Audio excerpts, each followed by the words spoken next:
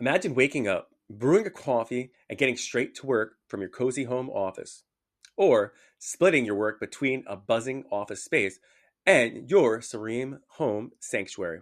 Well, it sounds ideal, right? Flexible work environments, whether fully remote or hybrid, really, they offer this kind of freedom as we've come to realize, right? And they become one of the most talked about transformations in how we work. Now, for me, I've spoke about it in the past. I've been working remotely for the past decade plus, and I personally love it. Now, to others, they may not. And the buzz and all the fluff came in, obviously, after, post COVID, right? But let's get into it. Why all the buzz about remote and hybrid setups, right? Is it a thing? Should businesses not be doing it? Should be doing it? The pandemic didn't just like upend life as we knew it, which it did. It fast tracked a workplace revolution, which some big businesses are adamant about getting people back into the office. Some have reworked, their whole organization structure, giving hybrid roles or fully remote roles, right? Businesses were forced to really adjust on the fly, right? Proving to skeptics that remote and hybrid models are not just feasible, but in many cases, remarkably effective, or quite the latter, right? As in surveys highlight, right, employees have made one thing crystal clear. One thing. They don't want to go back, right? Over 70% of workers now expect flexible working options to stay permanently. 70%. It isn't just a preference, it's a powerful mandate from the workforce, right? This is why people can't find employees, right? Signaling a profound shift in what employees value and expect from their careers, right?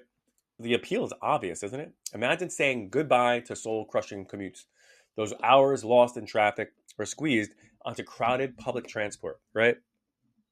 That alone is a life game changer, right? Then there's the freedom to customize your workspace, right?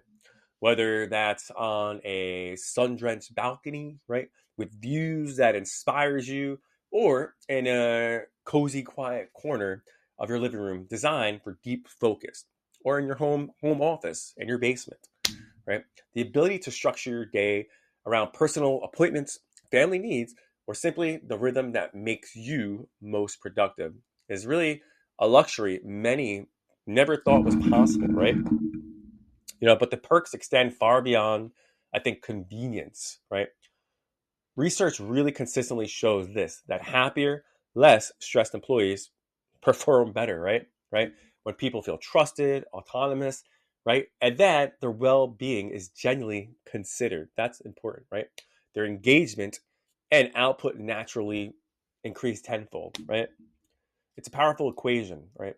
Flexibility equals empowerment, and empowerment equals enhanced performance, right? This isn't just about making employees comfortable, right? It's about unlocking your employees' potential, right? Yet, like any significant change, flexibility isn't without its challenges, right? We all know that. Remote work, while liberating, it brings new concerns about maintaining clear communication channels, nurturing a strong company culture, right? Which some think it's impossible to do in a serendipitous hallway.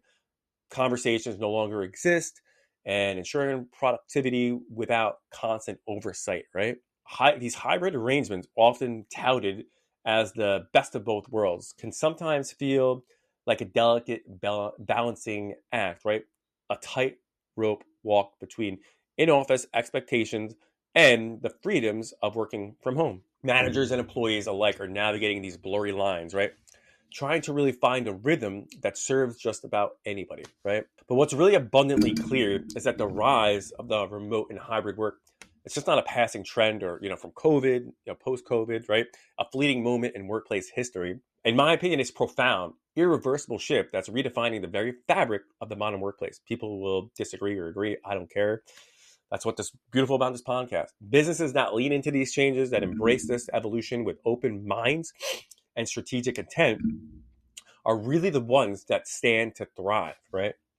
They'll attract top talent, foster greater loyalty, and build more resilient, adaptable teams. Like heck, I'll give you this theory. I have a close friend of mine who owns a multi-million dollar business. He Maybe he watches this. Yeah, I know he watch. You better watch this podcast. I know you do. He was in the works of building this great big office space for his business, with a content room that held X amount of employees for working, creating spaces, creating team environments. I believe it was last year, 2 years ago, they stopped construction. They stopped moving forward on it because what they found in their working with their employees, that their teams did not want to go to the office. They were going to lose top talent because people were like, hey, I'm not coming to the office. I'm not doing it. Fire me. I'll go find another job. And because of that, my friend, him and his organization decided to cut the cord on that office space. And they still continually use remote work environments, or they have remote working spaces like at, WeWorks or Serendipity Labs across the country. So it's just like it's a testament, right? The future of work isn't just arriving. It's here, it's been here. And the question isn't, if you'll adapt, but, how well you're prepared to, right? In this sense where like, hey, if you want people to come to the office, you may lose those that are not willing to come to the office. Meaning you may have people that are amazing candidates that are, hey, this is the person. These are the people we want for our company culture. They fit the mold, they fit the build, they have the experience, they have the knowledge, they're so likable. We want this person on our team. But guess what? That person doesn't want the hybrid work environment. They don't want to come to the office. So now what do? Do you let that that's your ideal top tier candidate go and walk and say, fuck it? This is the life that we're at right now, right? And then it comes down to, right, the most exhilarating part of this remote culture, the foundation of trust, right? Creating a strong remote culture. It's hard, right? It's the absolute bedrock of any successful distributed team, remote team. Right? Think of it this way. Culture isn't a happy accident that just magically appears. It requires strategic effort, constant nurturing, and a genuine commitment to its growth, really, right? At its core, I think a great remote culture hinges on indispensable element trust, right? Trust isn't just nice to have. It serves as like that glue, right? That adhesive glue that keeps geographically scattered teams aligned, engaged, and really moving in the same direction with the same goal and core values, right? Without trust, collaboration falters. Goals become fuzzy and morale quickly deteriorates. I've seen it. Like a building with a shaky foundation, right? Building this kind of profound trust, however, is not an overnight effort. It demands deliberate action, right? Constant, consistent transparency and a shared commitment from every single team member, from the leadership down, right? Communication plays a critical, irreplaceable role in establishing and maintaining trust within a remote team. Clear, consistent, and proactive communication acts as a powerful antidote to misinterpretations, really, and it bridges the vast gaps caused by physical distance, right? Leaders in particular, right, myself included, should embrace the overall, that principle overall, communication, right? This goes beyond what feels sufficient, right? Providing regular updates, meticulously clarifying expectations, ensuring that everyone has the exact same understanding of the goals, the project statuses, and company directions, right? Tools like Slack, Zoom, Microsoft Teams, right? They aren't just convenient, right? It's an invaluable lifeline for maintaining that full transparency, always on dialogue, right? Here's an example. Implementing regular team-wide written updates or scheduling weekly virtual check-ins where every voice is heard really can keep everyone on the same page, the same dialogue, keep those values powerful, reinforcing, right, a sense of inclusion and shared purpose. That's what it's about. It's about creating a constant, reliable pulse of information that everyone can feel and absorb, right?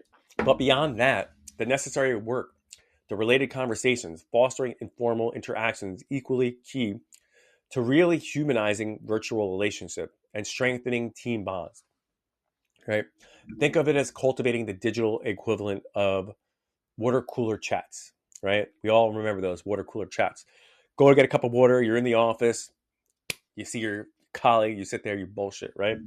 Simple yet powerful gestures Like that, really establish dedicated Slack channels, right? For casual topics, such as sharing hilarious pet photos or discussing favorite new recipes or debating the latest streaming sensations, right? Allow employees to connect on really a more personable level, seeing each other as more than just a name on a task list, right? Slack has an everything channel for everybody, right? Everybody that's on the team in Slack, boom, they're in the all Slack channel. Virtual events like game nights online, right? Trivia sessions or even informal happy hours can also brilliantly mimic the camaraderie, right, of in-office experiences, right? Directly combating feelings of isolation and loneliness that can sometimes creep into remote work. I know it, I felt it. Those opportunities are to connect, to laugh, and to share a bit of oneself, create an environment where individuals feel, valued, not just as employees, but really as a whole, interesting people. Ultimately, building a truly thriving remote culture requires intense intention and continuous effort. It's about creating an inclusive, supportive space, right? Where team members feels heard, valued, and empowered to contribute their unique talents, right? It's like this, by you're able to prioritize trust as the bedrock, really encourages that relentless, clear, and open fucking face communication, right? And actively facilitating meaningful personal connections, with leaders, they can transform their remote teams really to hopefully, individuals into cohesive, collaborate, and really high performing communities. When the culture is strong, it's deeply rooted in trust, right? And genuine connection, obstacles really become easier to overcome, right? Challenges feel less daunting, and teams now can focus their collective energy on driving success, even from thousands of miles apart, right? Because you're all connected, right? It's about creating a workplace where people don't just trust work together. Excuse me. It's creating that workplace where people just don't work together, but they, cohesively belong together. This hybrid work, model that we've all heard about, I keep talking about, it's an intriguing blend of, right, remote and in-office work. It's rapidly becoming a popular choice for businesses to strive instead of going fully remote, right? You offer the much desired flexibility while simultaneously maintaining essential in-person collaboration.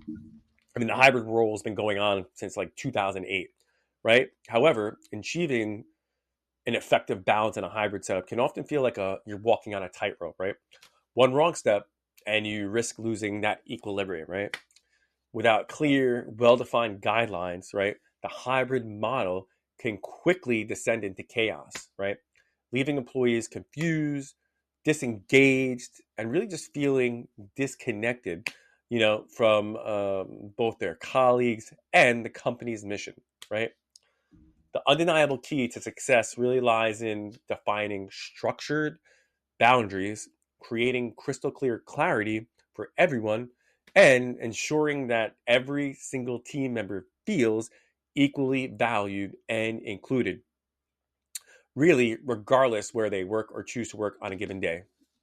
Really, establishing clear boundaries, right? I keep saying it's absolutely critical to optimizing that hybrid work environment.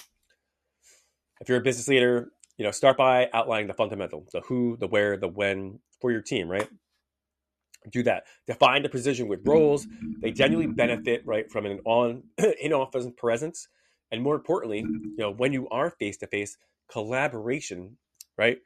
Collabing is going to be truly essential for specific tasks or projects, right? And consider these tasks requiring dynamic brainstorming session, hands on, right? Hands on work, that benefits from immediate feedback or dedicated team building activities, right? That are really best for fostering through that physical presence. Listen, I'm not trying to sugarcoat anything here on today's podcast, guys. I'm not doing that. That's not the goal here, right? Uh, I'm not saying you need to have continuous meeting after meeting. I'm not a firm believer. Hey, a meeting could be done through a text message, through a Slack message, or like a quick weekly 10-minute meeting based off of whatever it may be, based off your teams. There's nothing to be like a meeting every hour on the hour. It's not about that. But what I'm saying here in this hybrid model, if you're going to have people in the office and you want to make these connections feel real, you need to have the day mapped out, right? These can really help the interactions, right? Conversely, individuals that really are focused like deep analysis, detailed content creation, or like focused coding, those people often thrive in quiet, uninterrupted environments, right? Of that remote setup. So that's going to be perfect for these guys. At the same time, being in a hybrid role where they have cubicles or an open space, whatever it may be, these people are still going to, be set up for success in these quiet roles. By protecting and setting unambiguous expectations around when employees should come in to the office and critically why it's important to come into the offices, lay it all out there. Businesses, that's you, will be able to effectively eliminate ambiguity, reduce friction, and really significantly improve, hopefully, that overall less friction and more efficiency, right? You have to be intentional, not arbitrary, right, about office time. The date, you have to have set days when you come in as opposed to when you're hybrid, right?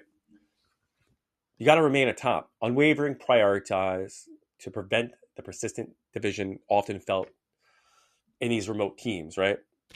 And this, again, is where technology that we keep talking about is going to be your indispensable ally, right? Take the time, invest in the robust technology, the video conferencing tools, what we're talking about. It's not just a perk, it's a non-negotiable requirement, right? To bridge this potential. Again, like I said before, tools like Zoom, Microsoft Teams, or even if you use Google Meet, it works perfectly, right? It's not a thing. People have probably heard about this. If you haven't, get your ass out of your head, right? Participate in these brainstorming sessions, casual discussions. If it makes sense, though, you don't want to burn time. But it's also, you don't want to lose that constant continuity or connectivity with your team as well. Try this. Do me a favor, try this. You should try to proactively adopt a remote first meeting, a protocol, let's call it, right? That means, what does this mean, guys? This means that even if a group of people are physically present in the office, maybe everyone, including those in the room, joins the meeting from their individual laptops. Now, hear me out. It sounds simple yet profound, shifting instantly levels the playing field, right? Ensuring that all team members, remote or in office, have an equal voice, right? So if you have people that are in the office, but you have people that are remote, now you get them all together collaborating, right? It's a win-win, right? It's an equal sense of belonging, right? It prevents that dreaded huddle where remote colleagues feel like disembodied voices on a speakerphone, right? And what I've seen and what I know, effective hybrid models just don't run themselves. They thrive on continuous structure, really, and relentless adaptability, right? Not to sound monotonous, scheduling regular check-ins with both office, remote, and in-office employees is vital for ensuring ongoing alignment, fostering open communication, and really identifying potential roadblocks early, right? Now, leaders, this is on you to determine how often you should have meetings, when you should have meetings, when you should have check-ins, how long those check-ins should be, right? You got to start actively encouraging and soliciting feedback on the hybrid remote setup, right? Creating a culture where these policies, our tools, are really aligned and come together, right? And really, they're there to help meet the team needs, right? That's what it's all about. It's not just like a one-time fix. It's an ongoing process, as I've learned and you'll learn, and iteration, right? But through these persistent efforts, you can transform your hybrid work from a complex logistical challenge, hopefully into a dynamic, really fucking productive way of operating your business, right? And let's be clear, when boundaries are clear, expectations are transparent, and then literally it's prioritized at every fucking turn, this hybrid work model, right? It ceases to become a burden and instead hopefully can become a blueprint for unprecedented growth and innovation, right? In your workplace, whatever that may be. Let's go with this. If there's one thing we've learned while navigating the complexities of remote and hybrid work, it's the right tools, like I've said, that can transform how your teams are functioning across different locations, time zones, and personal work styles, right? So, guys, hopefully you enjoyed today's episode. By the way, this was episode 78 on the Fit for Business podcast with me, Jarod Lehn. We talked about the remote work environment, the hybrid work environment. Maybe you're in this situation currently, you work for an employer, or maybe you are the employer and you're trying to say, hey, what's going to work best for me? I hope you listen, you learn something. That's the big takeaway. And if you did enjoy today's episode and you're not already, go ahead and tap that subscribe button on YouTube. And if you're listening on Spotify for the first time, please go ahead and give us a follow. Share with us, comment, in our feed here on YouTube. And we'll catch you on next week's episode, guys.